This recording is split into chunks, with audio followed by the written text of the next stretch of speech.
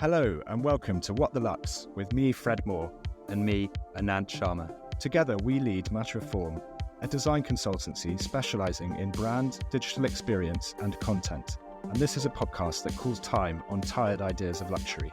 Alongside industry luminaries and thought leaders, we explore what truly defines category-leading products and services. Today, it gives me great pleasure to welcome Mia Reay. Mia is the founder of her eponymous wallpaper house, a studio that has quickly earned recognition for bringing bold storytelling and eccentric Englishness to interiors. What began with single hand-painting designs for her own home has grown into collections now represented in showrooms across the world and embraced by leading designers. Mia's work is rooted in timelessness. From Islamic ceramics to Swedish palaces and Indian panels, each pattern creates a narrative that resists trends and insists on beauty that lasts. We'll be talking about her journey, her philosophy of design, and what luxury means when it lives on the walls around us. Mia, welcome to What the Lux. Thank you so much. Now, this is a personal one for me because I should disclose, Mia, of course we are brother and sister-in-law. And the first question I have is, it's not easy being married to Mackay, is it? No, it's not. No, it's not. But at the same time, when you called me, I couldn't say no. So here I am and I'm delighted. It's true. You're under duress. And I of course fully take that comment. Mia, it's totally incredible to see from reasonably up close what you've created. I'd love to understand the journey of how this actually came about. I think people would be interested to hear that.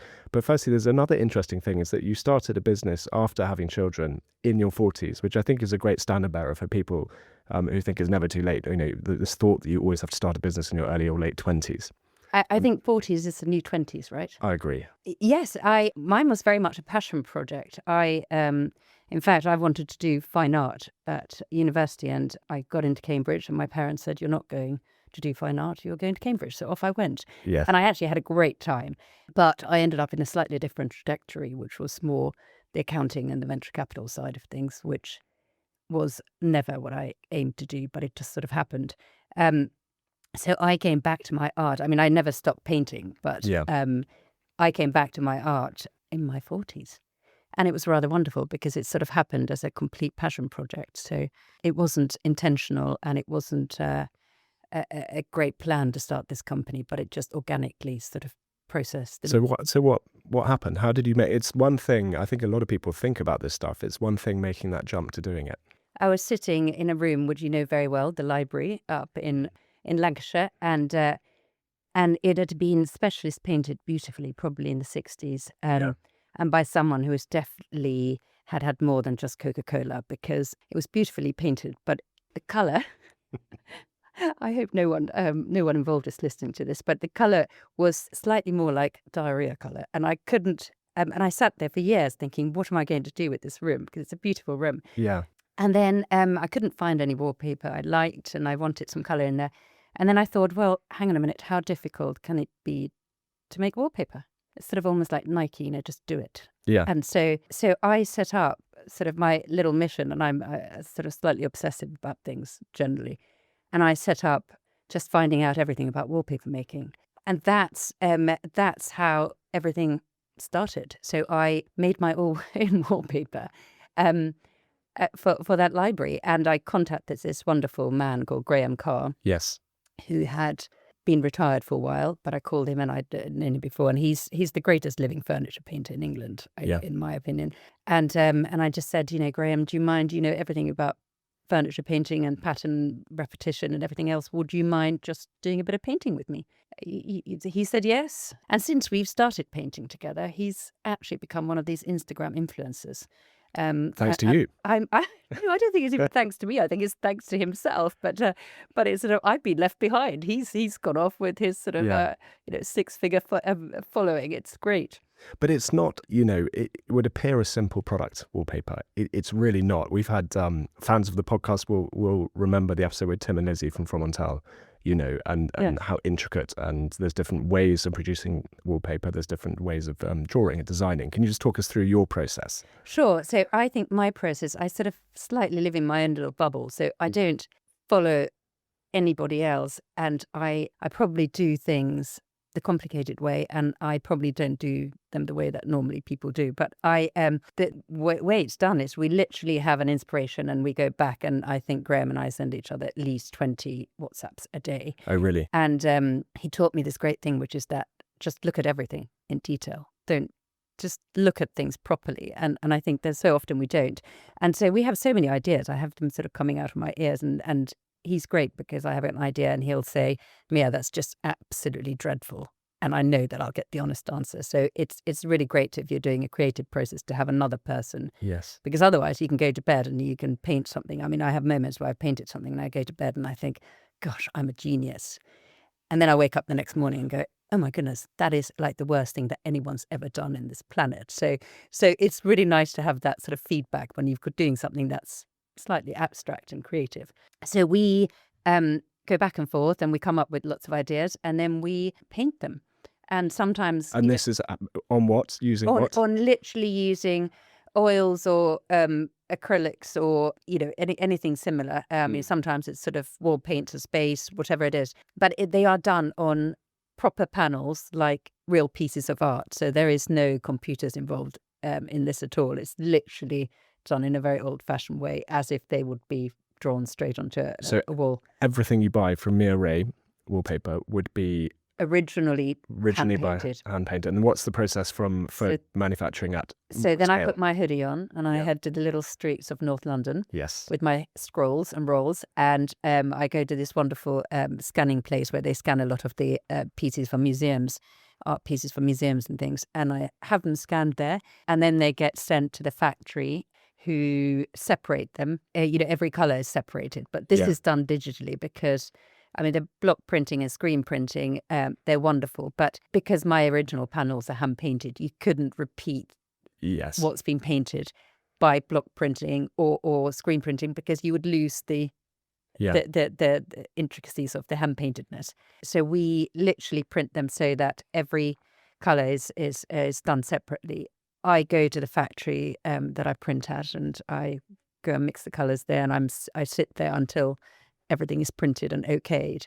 So literally every bit of the journey, I have my hands It's overseen. on. Yes. I'd love to talk about your creative inspiration. What you do, it's so you and yet very, very hard, I think, to define. And there's a great quote here which you say, if I see a trend, I do the opposite. Modern or traditional, if something is beautiful, it'll always be beautiful. This is my motto. And I think you see that. I mean, you've got the Utopia sort of Mad Parrot collection and so many other things that are wildly different. And yet it does sort of have this unifying theme. But talk about your creative style and inspiration.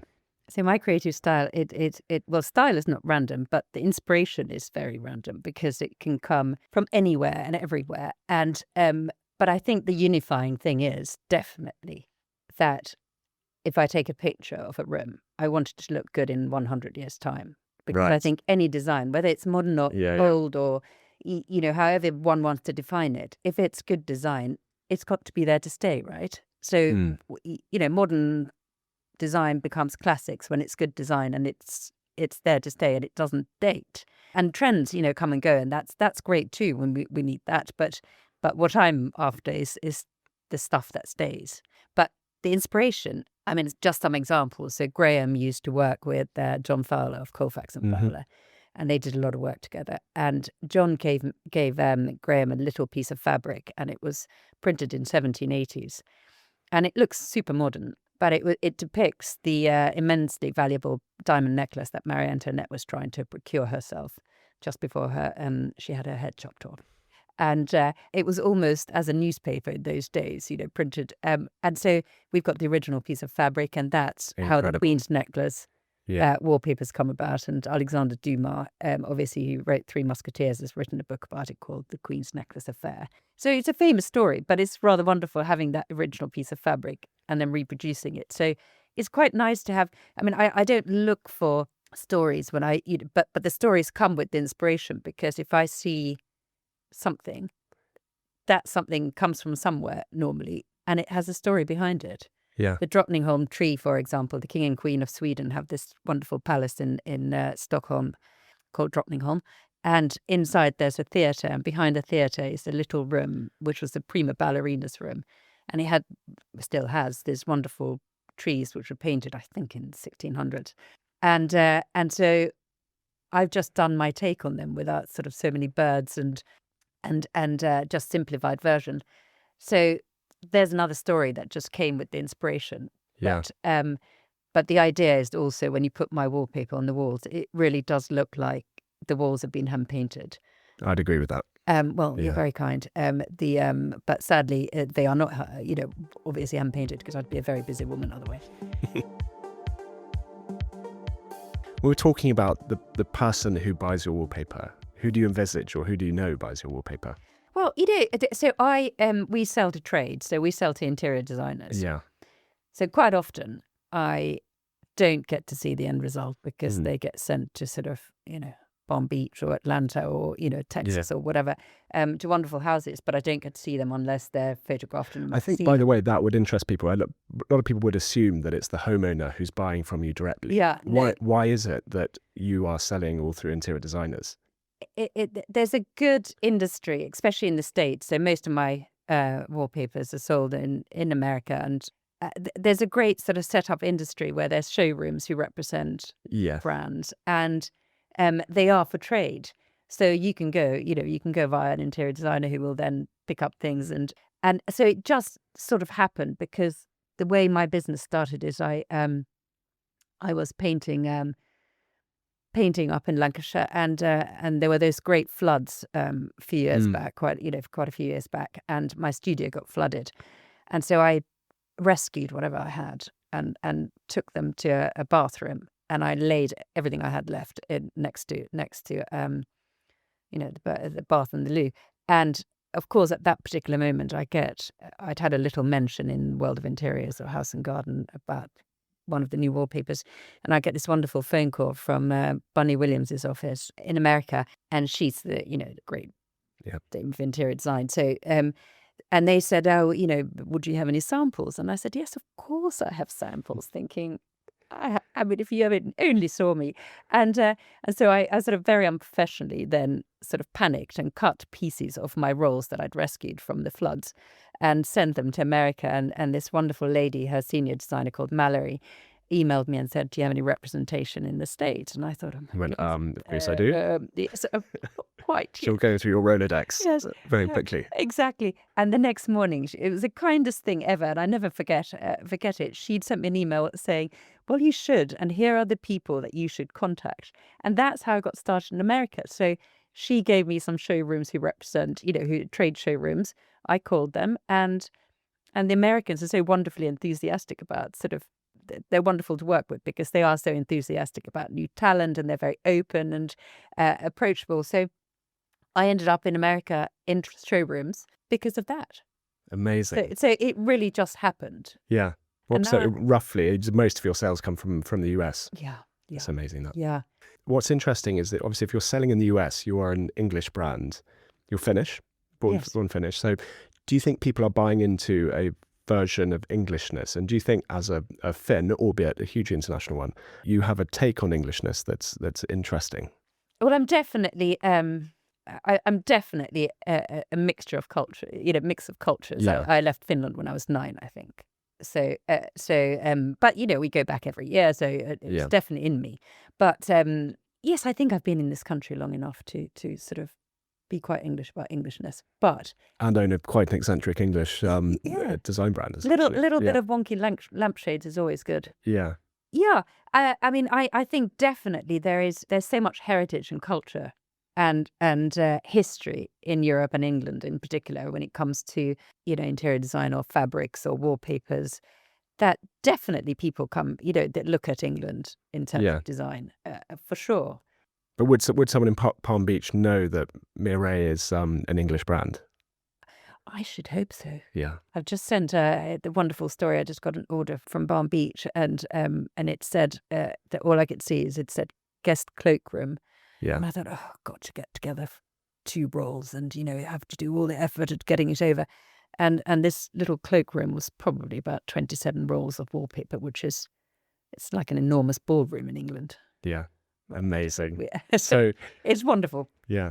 But I think there's one thing I've noticed about the role the trade interior designers play in this industry is that it's actually vaguely terrified. The bolder your design decision in your home, the more terrifying it is to make a decision, lest you be criticised or lest you think you got it wrong. And so you do need that help to push you over the line to choose something that's a bit different and brave. And I think the longer you look at things, so I don't think I could have ever started what I did, accidentally start, if I would have been any younger, because it takes quite a long time for your eye to train itself. And, Yes.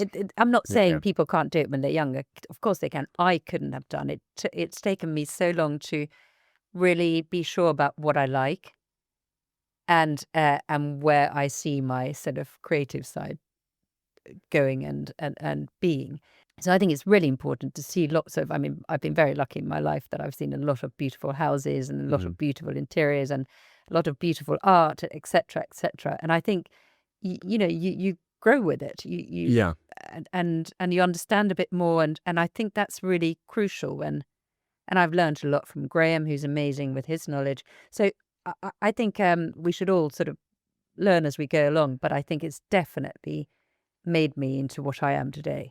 And I suppose, unlike many who work in do what you do, your previous career, you were very high up in retail. So the business side of it, I assume, comes naturally to you, or is it still quite a scary prospect dealing with the business side? And how much do you want to grow this business? It's phenomenally successful, but it's in your choice how big it becomes to an extent. No, business side is the easy part, because Really? I was an accountant, and I don't actually talk about it so much.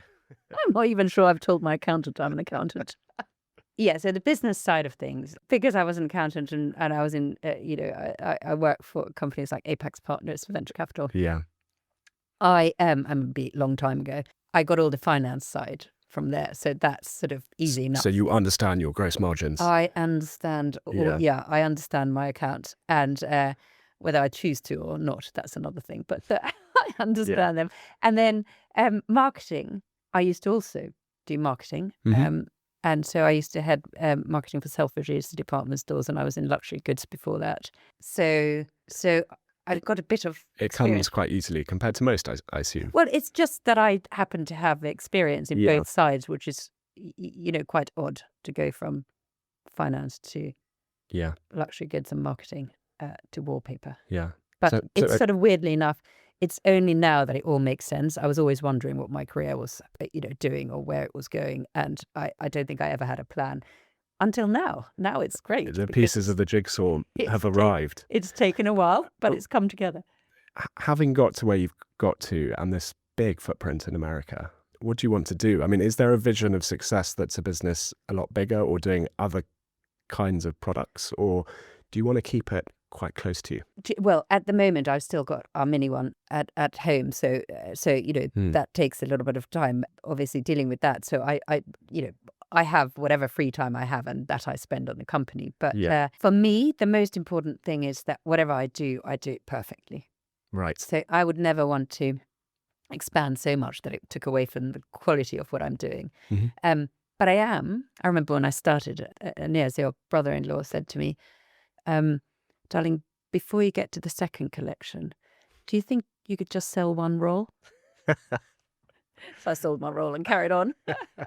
But no, so I am doing a whole lot of other things on the side, which is I'm starting to print some fabrics. Yes. But the whole thing is that everything has to be made in England. So it's very much, it's got to be Great Britain, and as long as I can keep it here, that's what I'll do.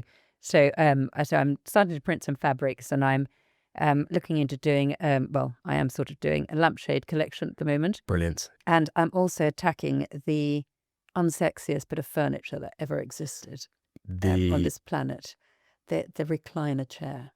Oh, but we love recliner chairs. Yes. Who doesn't love them? They're just very ugly. You say that, but I think anyone in interior design, they wouldn't necessarily have one in a room. So I'm having one handmade in England, and we're working on it with everything handmade, hardwood, local blacksmiths, whatever else. That will look like a nice armchair, but has the little function of leaning back a little. Oh, fantastic! So you are moving into these other things. I'm moving into these other things, but mainly because I don't. There is no sort of if with my finance hat on, I always think, my goodness, if a management consultant looked at my company and they would say, where's your strategy? Yeah. They would laugh because my strategy, I mean, I've got it sorted in my head, but it doesn't make any sense to anybody else. But I Well, the trouble is the made in Britain thing makes zero sense financially, but long term it makes a huge amount of sense. Not least because it's important, and these industries and crafts have to be preserved. But secondly, you can actually charge the price premium, and it becomes a brand differentiator than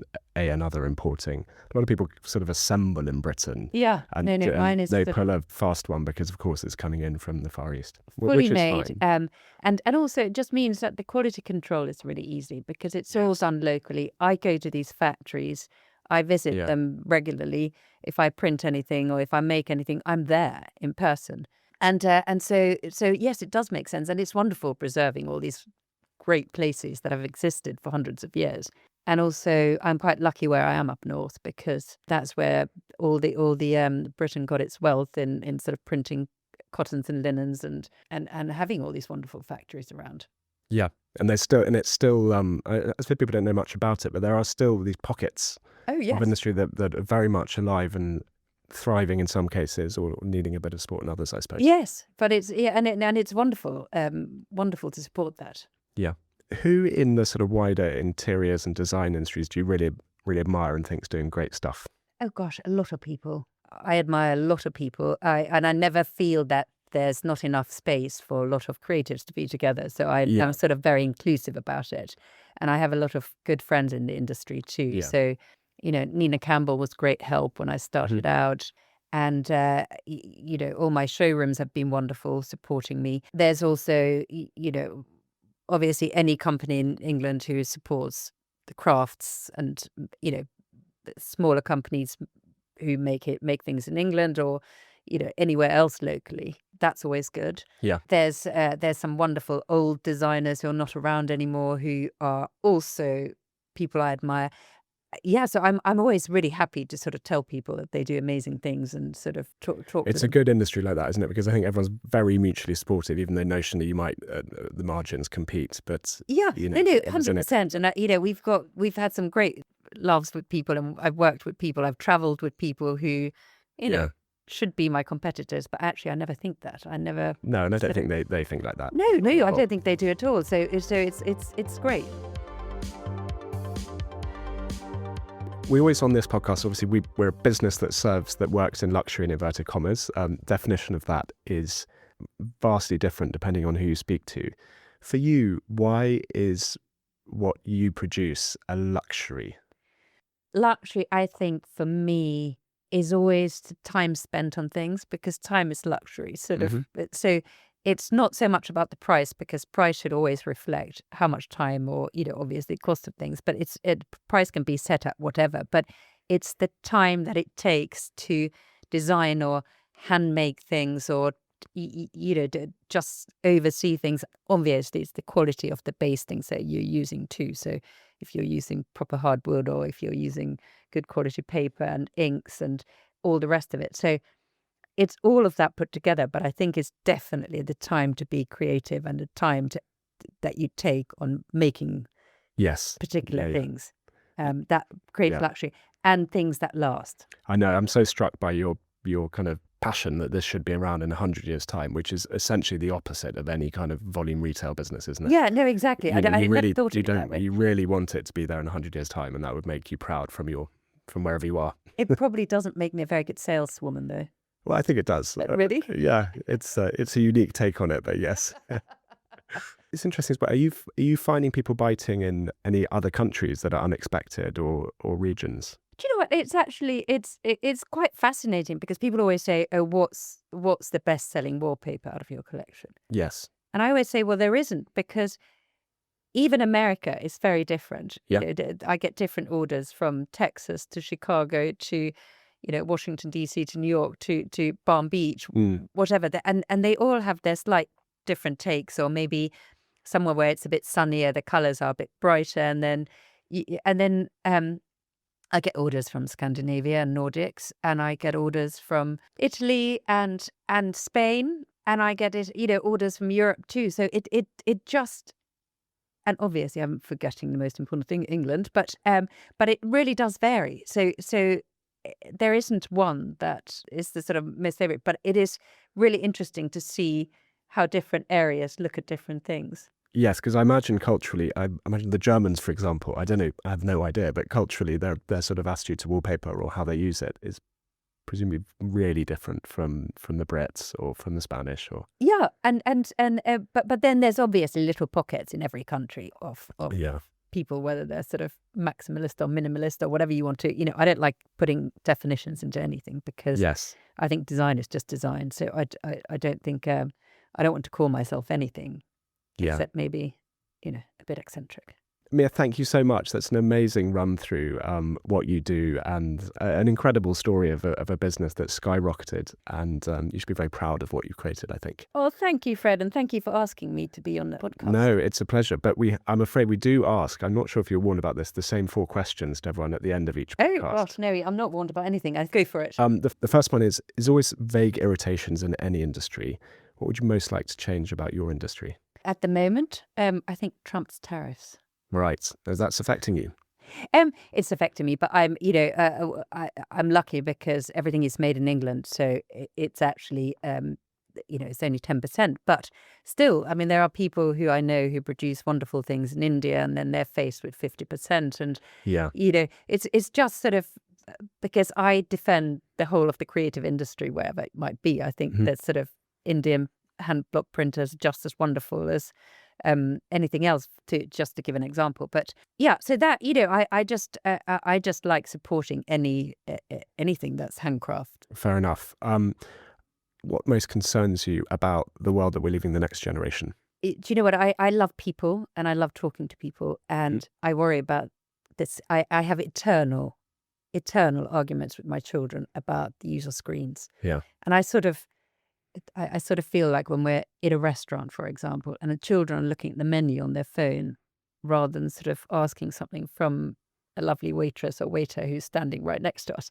And so I think that the human communication, I think that's what worries me most, that you do most of your communications by looking into a screen instead of talking to people. Yeah, and it's remarkable how many people say that in response to the question. It used to be the environment, which is still on everyone's mind, of course. Yes. But in the last year and a half, it's almost universal that people say that. Right. Yeah. Extraordinary. Now, if you were not allowed to do what you do and you had to give it up, what would you do? You're not allowed to work in design or wallpaper. Well, first thing that comes to mind is I think I'd like to hang out with my family a bit more, but I'm not sure how they'd take that. If I couldn't do my wallpaper, it would have to be something creative. Yeah. Okay. Or maybe I'd just sort of take on bridge full time. No, I suspect the former. Lastly, what's the most exciting thing for you in the next 5 years that's on your mind? I think, you know what, I just think developing all these things that I was talking about, looking at different ways of using my creativity. So being able to use the patterns from the wallpapers and fabrics, or lampshades, or perhaps watching TV on the new recliner. Yeah, I think it has to be the recliner. That is exciting. I'm going to have to come and talk to you about that. Yeah. No, just carrying on what I'm doing and just using the and also what's wonderful is because of my work, I'm now sort of going to places in the States, for example, that I haven't necessarily gone to before. And not the obvious places. So mid-America and places like that. Wonderful. Yeah, it's interesting. So I'm doing a lovely trip to see my showrooms in Texas and Chicago coming up, and all sorts of things. So I'm enjoying that too, seeing new places and meeting new people, and it's great fun. Having a reason to go there. It's great, isn't it? Yes. Yeah. Mia, thank you so much. Thank you, Fred. Thanks so much for listening. This has been What the Lux. You can find us on socials at Matchreform, and drop us any questions or comments on Twitter using the hashtag #WhatTheLux. Or if you're a luxury brand looking for strategy and design that goes beyond the banal, get in touch via hello@matchreform.com and chat to one of our consultants.